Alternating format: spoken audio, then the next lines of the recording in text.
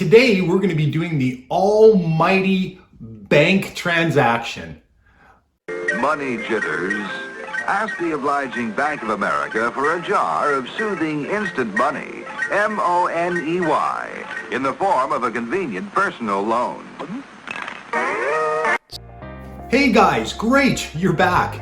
All right, now let's not forget about the fact is that our main objective is to show you how to access your birth certificate bond. So you really need to know how the bank works in order to learn how to access your bond. If you are watching this video and you've not watched the other 3 previous videos, I would strongly recommend that you go and watch those videos first. We've used a lot of those concepts that we've learned in those 3 previous videos into this 4th video. Many people believe that when you're taking a loan out from the bank, they actually have money stacked away in a vault and they're actually taking that physical money and lending it to you.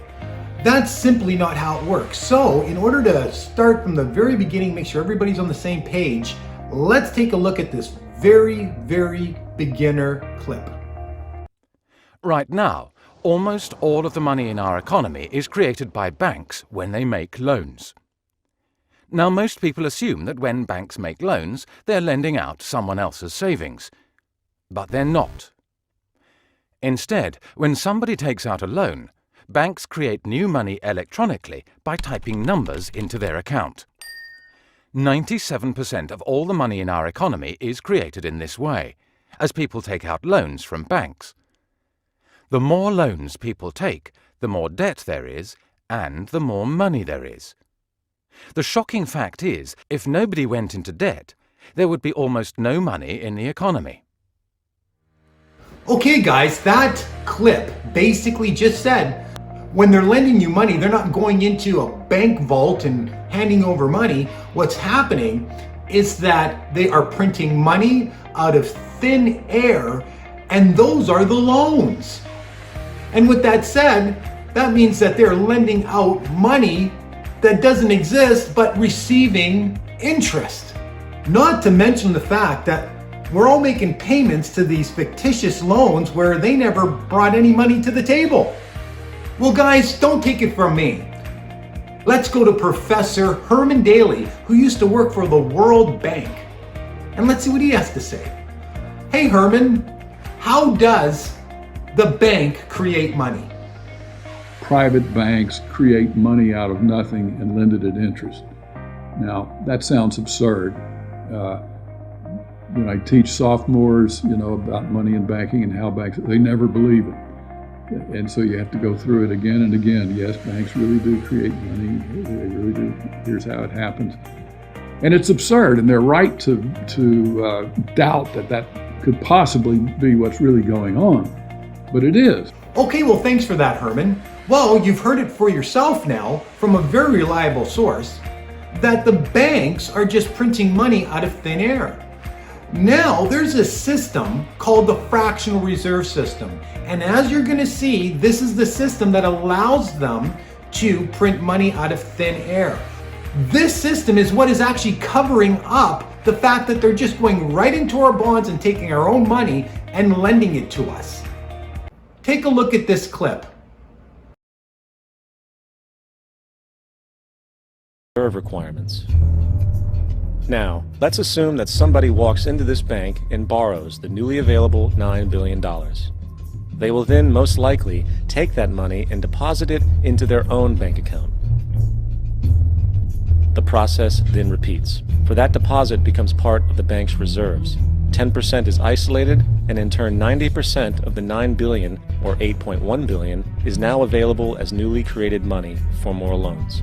And of course, that 8.1 can be loaned out and redeposited, creating an additional 7.2 billion to 6.5 billion to 5.9 billion, etc.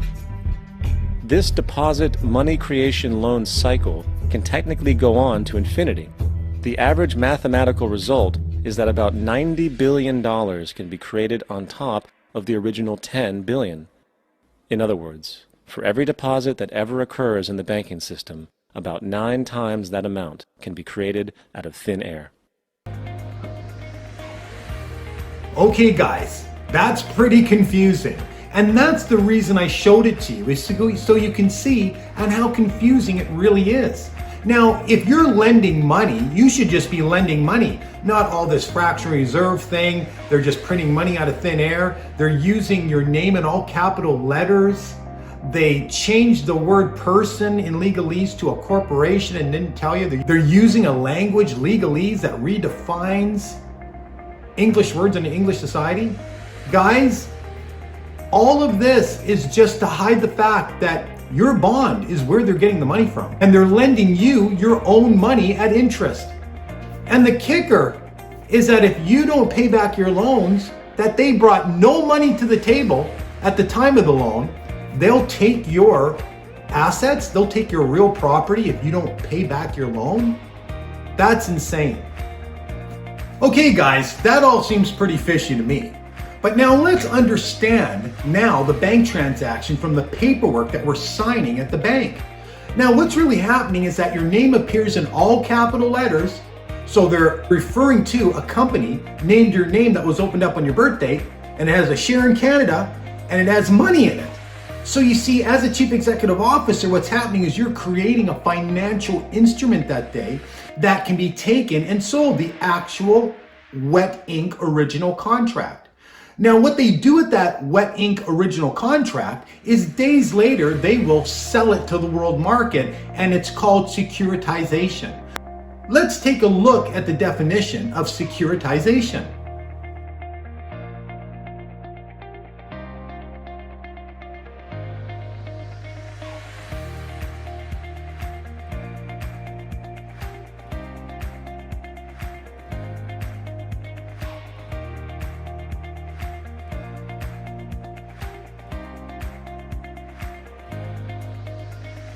Okay guys, as you can see, securitization means that the bank is selling the debt to the world market.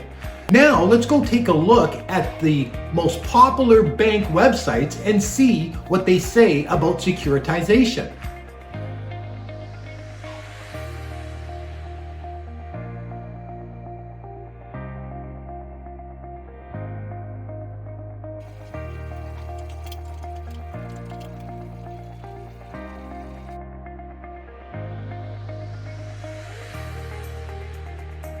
Okay guys, so we're not picking on CIBC and RBC. All the banks are securitizing your debt and selling it to the world market. Now with that said, what does that mean? I'll tell you what that means. It means that we're this much closer of obtaining our bond through the bank. Now you see, if they're selling the debt, they're no longer considered an affected party. They sold their interest in the debt. So therefore, if the bank sold your debt, they're no longer an affected party and they cannot sue you for the money. So if you ask for the proper documentation, which is proof of ownership of the debt, the wet ink copy that you signed of the contract, accompanied by a sworn affidavit by a chartered accountant, you'll see that 99% of the time, the banks cannot prove that they are still the rightful owners of the debt. Even in the Canadian rules of court, it states very clearly, if you are not an affected party, you cannot bring an action to anyone. So therefore, if the bank sold your debt, they're no longer an affected party and they cannot sue you for the money. Our next episode, you're not going to want to miss it. What we're going to be going through now is exactly how the bank no longer owns your debt and how we can use that fact to gain access to our birth certificate bond. Thanks for coming out. Have a great day. I think if the people knew what the banking system is up to, as Henry Ford said, there would be a revolution tomorrow morning. The fact is, most people think that what a bank does is lend you money that someone else has put in the bank previously. But what a bank actually does, what a commercial bank does, is to create money from nothing and then lend it to you at interest. So don't forget to like this video and share with your friends and subscribe.